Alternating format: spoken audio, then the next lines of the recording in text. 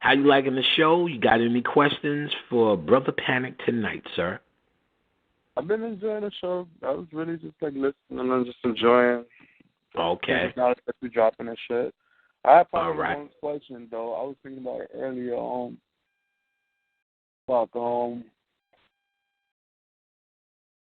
Basically, as when you're channeling the spirits and shit, like basically what you're saying is all you have to do is just like think of it and like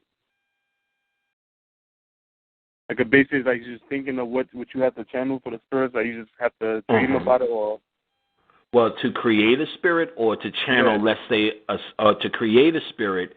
The best way I could tell you. Remember when you had? How old are you? May I ask? 24. 24.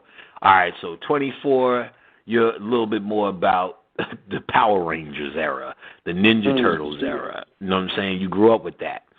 So, or think back to what you did grow up with, if I'm wrong, and do you remember in your mind how when you had those action figures, you can create a whole storyline with those 4 turtles, let's just say,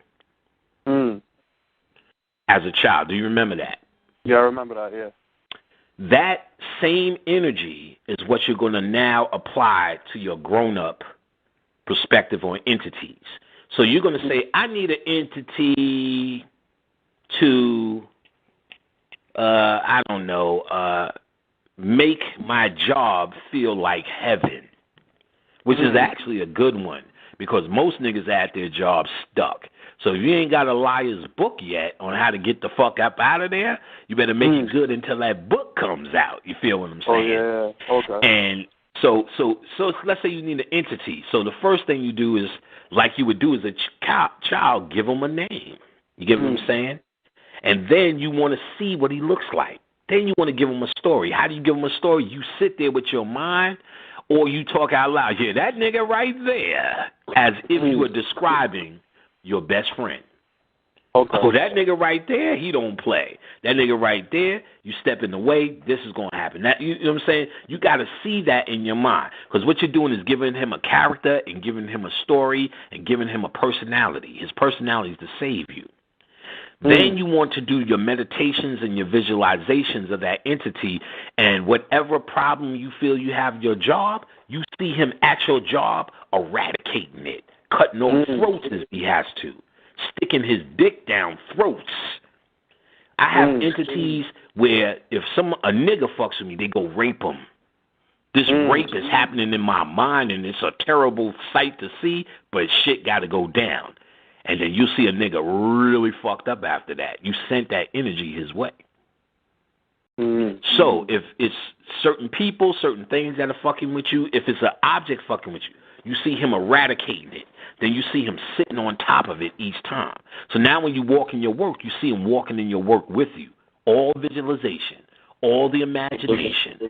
Your invisible friend, the same you had that used to go under your bed and go everywhere with you, or your blankie. See, I had a blankie.